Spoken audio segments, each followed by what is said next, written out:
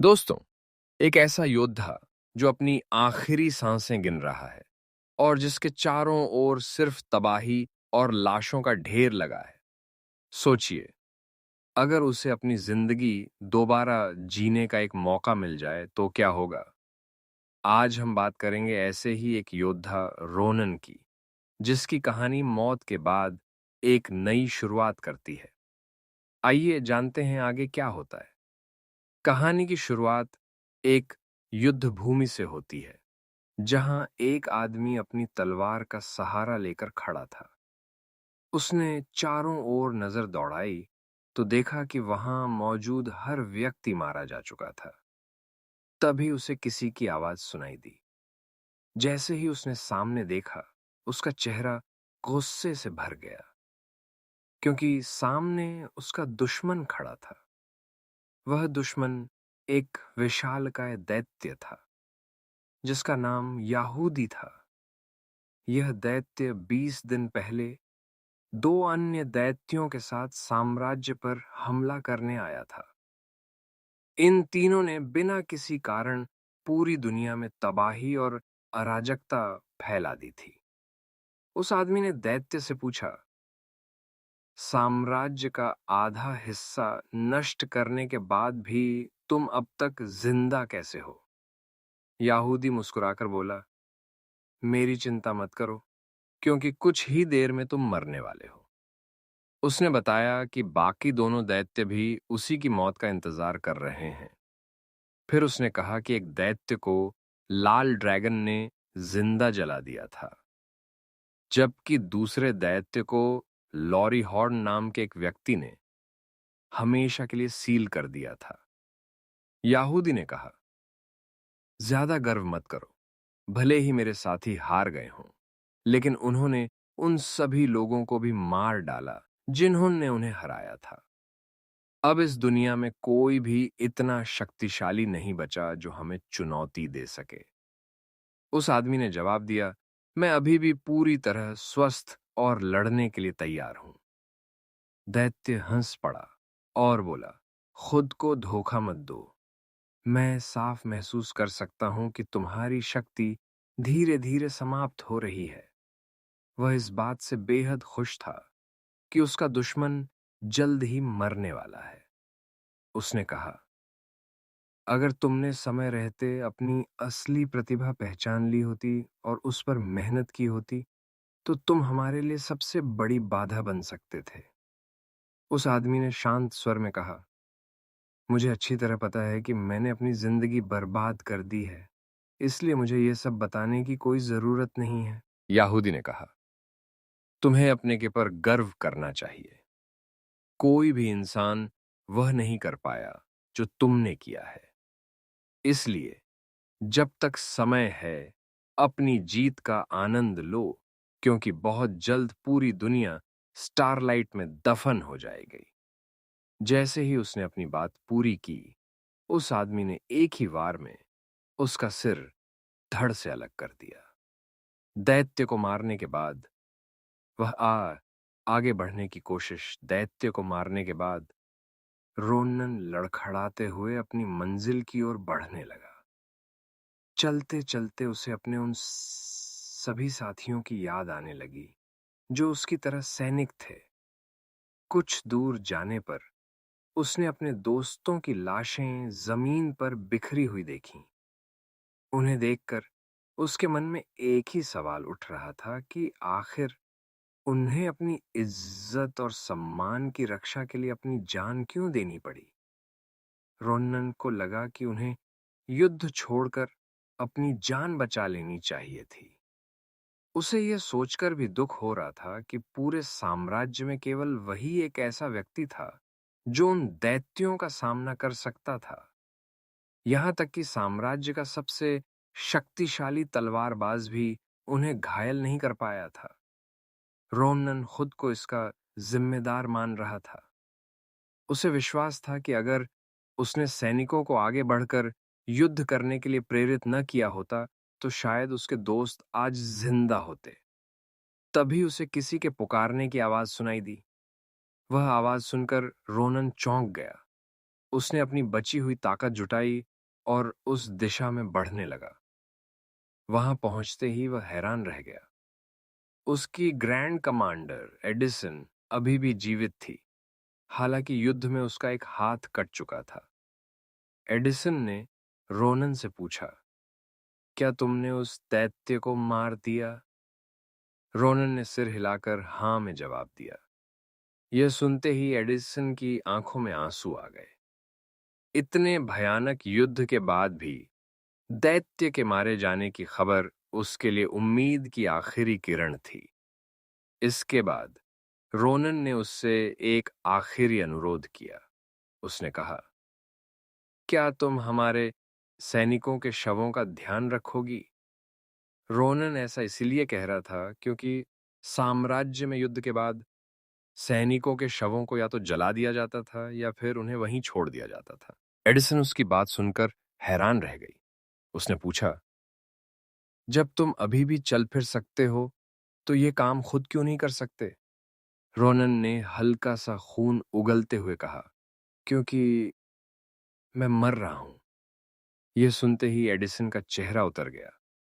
कुछ पल बाद उसने पूछा, अगर किसी तरह तुम बच गए तो सबसे पहले क्या करोगे? रोनन बिना एक पल सोचे बोला, मैं अकादमी जाऊंगा। एडिसन उसकी बात सुनकर चौंक गई। उसने पूछा, तुम अचानक अकादमी क्यों जाना चाहते हो? रोनन ने जवाब दिया, मरने से पहले उस दैत्य ने मुझसे कुछ बातें कही थीं। उसकी बातों ने मुझे एहसास कराया कि अगर मैं पहले ही अकादमी चला गया होता तो शायद मेरी जिंदगी बिल्कुल अलग होती। फिर उसने हल्की मुस्कान के साथ कहा, लेकिन असली वजह मेरी बहन है। उसकी आखिरी इच्छा थी कि मैं अकादमी में पढ़ाई करूं। अफसोस, मैं उसकी ये इच्छा कभी पूरी नहीं कर पाया। कुछ पल के लिए वह चुप हो गया, फिर बोला, लेकिन अब शायद मैं उससे और अपने पूरे परिवार से फिर मिलने वाला हूं। एडिसन की आंखें भर आईं। उसने रोनन से कहा, उम्मीद मत छोड़ो। जैसे ही बारिश रुकेगी, खोजी दल हमें ढूंढने आ जाएगा। रोनन हल्का सा मुस्कुराया और बोला, ऐसी झूठी उम्मीद मत दो। मुझे पूरा यकीन है कि यह बारिश इतनी जल्दी नहीं रुकेगी। लेकिन उसकी बात पूरी होते ही अचानक बारिश थम गई। दोनों ये देखकर हैरान रह गए। उसी समय जमीन जोर जोर से कांपने लगी। रोनन ने ऊपर आसमान की ओर देखा और उसके चेहरे का रंग उड़ गया। आसमान में एक विशाल और रहस्यमयी प्राणी दिखाई दिया। उसके 8 विशाल पंख थे और उसका शरीर किसी दैत्य से भी अधिक विचित्र था। उसके पीछे ऐसे ही 100 से भी ज्यादा रहस्यमयी जीव उड़ रहे थे। यह दृश्य देखकर एडिसन पूरी तरह सन्न रह गई। उसे विश्वास ही नहीं हो रहा था कि तीनों दैत्यों को हराने के बाद भी उनसे कहीं अधिक भयानक दुश्मन उनका इंतजार कर रहे थे। उसके हाथ कांपने लगे और उसने सारी उम्मीद खो दी। तभी रोनन ने जोर से उसका नाम पुकारा। उसने कहा, अपनी टेलीकिनेसिस शक्ति का इस्तेमाल करो और मुझे ऊपर पहुंचा दो। मैं इन राक्षसों से लड़ूंगा। एडिसन उसकी बात सुनकर स्तब्ध रह गई। उसे यकीन नहीं हो रहा था कि मौत के इतने करीब होने के बावजूद भी रोनन अब तक लड़ने की बात कर रहा था। रोनन ने अपनी तलवार निकालते हुए दृढ़ आवाज में कहा कि जब तक उसकी सांसें चल रही हैं, वह हार नहीं मानेगा। यह देखकर एडिसन पूरी तरह हैरान रह गई। उसे यकीन हो गया कि शायद रोनन ही वह इंसान है जो इन भयानक दैत्यों का सामना कर सकता है। एडिसन धीरे धीरे उसके पास आई और उसके मुंह में एक नीले रंग का रहस्यमयी गोला डाल दिया। रोनन ने हैरानी से पूछा, ये तुमने मेरे मुंह में क्या डाला? एडिसन उसके कान के पास आई और धीरे से कुछ फुसफुसाई। फिर उसने रोनन से एक अजीब सी विनती की। उसने कहा, अगर हम अगली जिंदगी में फिर कभी मिले तो मुझे जरूर कहना कि मैं एक दर्जी बनूं। मैंने जिंदगी में बहुत कुछ किया है, लेकिन दर्जी बनकर जितनी खुशी मिली उतनी कभी किसी और काम से नहीं मिली। जैसे ही उसने अपनी बात पूरी की, तभी 8 पंखों वाला वह रहस्यमयी दैत्य अपनी भयानक शक्ति का इस्तेमाल करता है और अगले ही पल रॉनन और एडिसन दोनों की मौत हो जाती है। जब रॉनन की आंख खुलती है तो वह सबसे पहले एडिसन का नाम पुकारता है, लेकिन कोई जवाब नहीं मिलता। वह चारों तरफ नजर दौड़ाता है और तभी उसे एहसास होता है कि वह अपने बचपन वाले गांव में वापस आ चुका है। पहले तो उसे अपनी आंखों पर यकीन ही नहीं होता, लेकिन कुछ देर बाद उसे समझ आ जाता है कि वह सचमुच अतीत में लौट आया है। रॉनन शांत होकर पूरी घटना के बारे में सोचने लगता है। तभी उसे याद आता है कि मरने से पहले एडिसन ने जो नीला गोला उसके मुंह में डाला था, वह कोई साधारण चीज नहीं थी। वह एक जादुई ओहर्ब था, जिसकी मदद से कोई भी इंसान समय में पीछे जा सकता था। एडिसन ने उसे बताया था कि इसी ओहर्ब की वजह से एक साधारण दर्जी आखिरकार साम्राज्य का महान ग्रैंड कमांडर बन पाया था। लेकिन इस ओहर्ब की भी एक सीमा थी। इससे केवल 4 बार ही अतीत में जाया जा सकता था। एडिसन पहले ही इसे 3 बार इस्तेमाल कर चुकी थी, इसलिए अब सिर्फ एक आखिरी मौका बचा था। उसने रॉनन से कहा था कि दैत्यों के खिलाफ लड़ने की असली क्षमता उसी के अंदर है।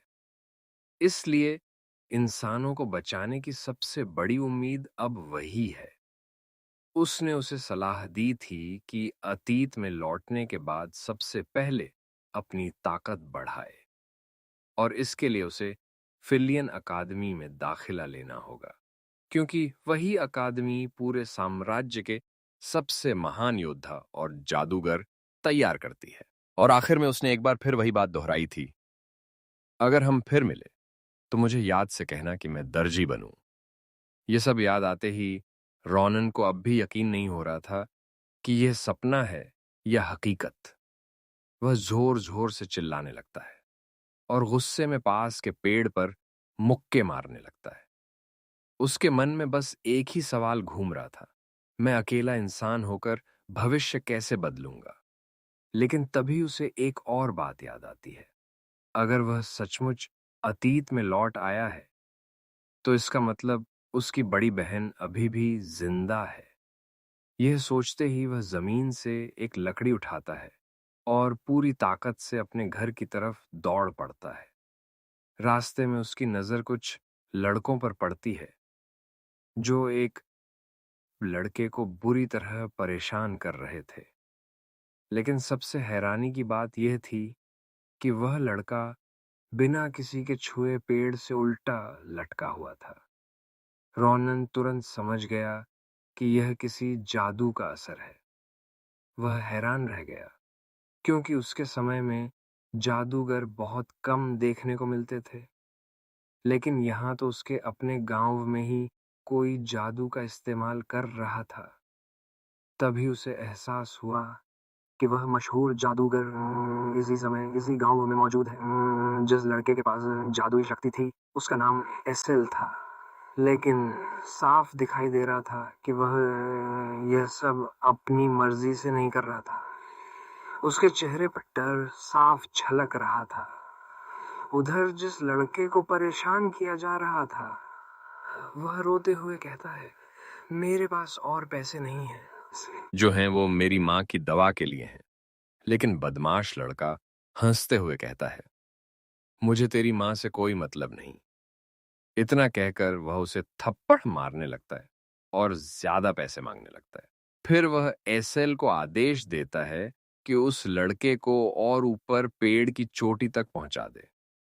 एसएल डरते हुए कहता है, अगर मुझसे गलती हो गई तो वह नीचे गिरकर मर जाएगा। लेकिन बदमाश उसे धमकाता है, अगर मेरी बात नहीं मानी तो अगला नंबर तेरा होगा। बेचारा एसएल पूरी तरह डर चुका था। उसने जादू इसलिए सीखा था ताकि लोग उसकी भी तारीफ करें। लेकिन आज उसी जादू की वजह से उसे दूसरों को नुकसान पहुंचाना पड़ रहा था।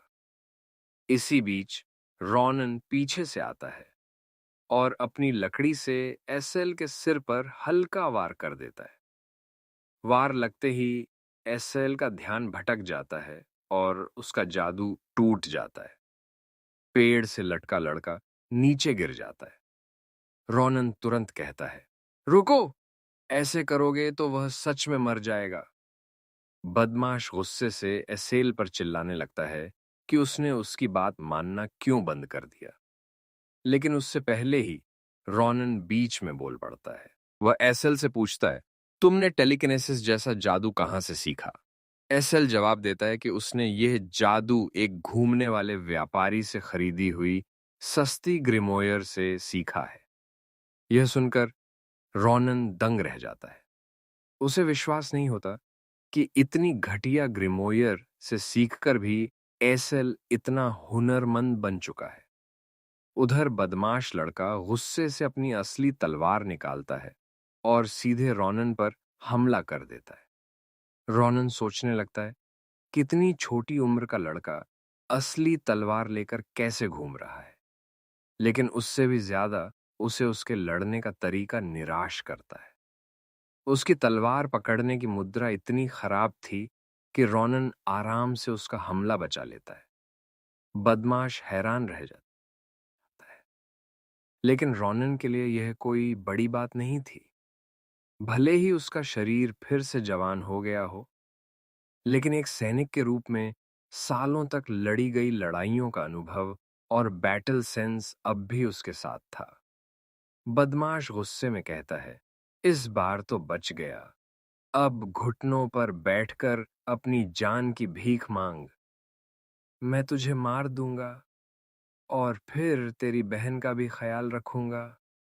बहन का नाम सुनते ही रॉनन का चेहरा बदल जाता है। बदमाश गंदी हंसी के साथ कहता है कि वह हमेशा से रॉनन की बहन के साथ सोने का सपना देखता था। बस इतना सुनना था। रॉनन अपनी लकड़ी की तलवार से एक ही वार में उसका कान काट देता है। बदमाश दर्द से जोर जोर से चीखने लगता है। रॉनन उसके बिल्कुल पास जाकर ठंडी आवाज में कहता है, अगर जिंदा रहना चाहता है तो दोबारा मेरी बहन का नाम अपनी जुबान पर मत लाना। बाकी सारे लड़के डर के मारे कांपने लगते हैं। उनके हाथ में भी लकड़ी की लाठियां थीं, लेकिन उन्होंने कभी नहीं सोचा था कि कोई लकड़ी से किसी का कान भी काट सकता है। रॉनन उनसे कहता है कि जिस लड़के से पैसे छीने हैं, सब वापस करो।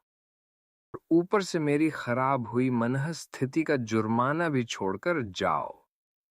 डरे हुए सारे लड़के तुरंत पैसे फेंककर भाग जाते हैं। रॉनन सारे पैसे उठाकर उस गरीब लड़के को दे देता है। लड़का हैरानी से कहता है, तो मेरे चोरी हुए पैसों से भी ज्यादा हैं। रॉनन मुस्कुराकर कहता है, मुझे सिर्फ वह तलवार चाहिए, रख लो। लड़का बार बार उसका धन्यवाद करता है और वहां से चला जाता है। इसके बाद एसेल भी हिम्मत जुटाकर उस लड़के से माफी मांगता है। वह कहता है कि वह बहुत डर गया था, इसलिए मजबूरी में बदमाशों की बात मान रहा था। लड़का मुस्कुराकर कहता है कि उसे माफी मांगने की जरूरत नहीं है, क्योंकि वह जानता है कि एसेल खुद भी धमकियों का शिकार था। लड़के के जाने के बाद रॉनन खुश होता है कि एसेल असल में बुरा इंसान नहीं है। वह एसेल से कहता है, 4 दिन बाद मुझसे मिलना, मुझे तुमसे एक जरूरी काम है। और जाते जाते हंसते हुए कहता है, भागने की कोशिश मत करना, वरना ढूंढकर तुम्हारी पिटाई करूंगा। इतना कहकर रॉनन अपने घर की तरफ दौड़ पड़ता है। घर पहुंचते ही वह रास्ते से कुछ फूल तोड़ लेता है, क्योंकि उसकी बड़ी बहन को फूल बहुत पसंद थे। लेकिन अगले ही पल उसे लगता है कि यह सब थोड़ा बचकाना है। इसलिए वह फूल फेंकने ही वाला होता है कि तभी घर का दरवाजा खुलता है और उसकी बहन बाहर आ जाती है। सैनिक बनने के बाद रॉनन ने न जाने कितनी बार सोचा था कि अगर उसे अपनी बहन दोबारा मिल गई, वह उससे क्या कहेगा? क्या वह माफी मांगेगा या कहेगा कि उसने उसे बहुत याद किया? लेकिन जैसे ही उसने अपनी बहन को देखा, भी शब्द नहीं निकला। वह सिर्फ मुस्कुरा सका। घर के अंदर पहुंचने के बाद उसकी बड़ी बहन आयरल उन फूलों को देखकर बहुत खुश हो जाती है। खुशी में वह रोनन के लिए ढेर सारा खाना बनाती है। खाना खाने के बाद रोनन उससे पूछता है, दीदी, इस साल आपकी उम्र कितनी हुई? आयरल जवाब देती है, 22 साल। यह सुनते ही रोनन राहत की सांस लेता है। इसका मतलब था कि रहस्यमयी दैत्यों के हमले में अभी पूरे 10 साल बाकी हैं। उसके पास खुद को तैयार करने के लिए पर्याप्त समय था। आयरल हैरानी से उसका माथा छूकर पूछती है, तुझे क्या हो गया? आज अचानक मेरी उम्र क्यों पूछ रहा है? रोनन बस मुस्कुरा देता है। उसे एहसास होता है कि दुनिया की सबसे प्यारी और दयालु बहन उसे दोबारा मिल गई है और इस बार वह अपनी जान देकर भी उसकी रक्षा करेगा। इसके बाद रोनन अपनी बहन से कहता है कि वह एक अकादमी में दाखिला लेना चाहता है। यह सुनकर आयरल खुशी से उछल पड़ती है। वह कहती है, सच में मैं तो हमेशा चाहती थी कि तुम किसी अकादमी में जाओ, लेकिन तुम हर बार मना कर देते थे। रोनन गंभीरता से कहता है कि इस बार वह बिल्कुल मजाक नहीं कर रहा। यह सुनते ही आयरल घर के अंदर जाती है और एक बड़ा सा मटका लेकर आती है। जब रोनन उसके अंदर झांकता है तो वह देखकर हैरान रह जाता है कि उसमें ढेर सारे सिक्के और पैसे भरे हुए हैं। वह पूछता है, दीदी, अपने इतने सारे पैसे कहां से जमा किए? आयरल मुस्कुराकर कहती है कि वह कई सालों से चुपचाप पैसे बचा रही थी ताकि एक दिन अपने छोटे भाई को किसी अच्छी अकादमी में भेज सके। रोनन भावुक होकर उसका धन्यवाद करता है, लेकिन फिर धीरे से कहता है, दीदी, इतने पैसे भी उस अकादमी की फीस के लिए काफी नहीं होंगे जहां मैं जाना चाहता हूं। आयरल उत्सुक होकर पूछती है, कौन सी अकादमी? रोनन बिना एक पल गनवाए जवाब देता है, फिलियन अकादमी। यह नाम सुनते ही आयरल की आंखें पूरी तरह फैल जाती हैं और वह अविश्वास में जोर से चीख उठती है। तो दोस्तों, आज के वीडियो में बस इतना ही। कहानी अभी तो सिर्फ शुरू हुई है और आगे रोनन की जिंदगी में ऐसे ऐसे ट्विस्ट आने वाले हैं जिन्हें आप बिल्कुल मिस नहीं करना चाहेंगे।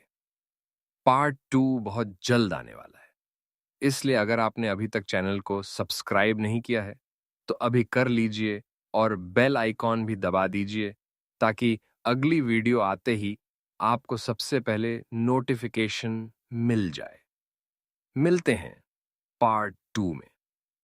तब तक के लिए धन्यवाद और अपना ख्याल रखिए।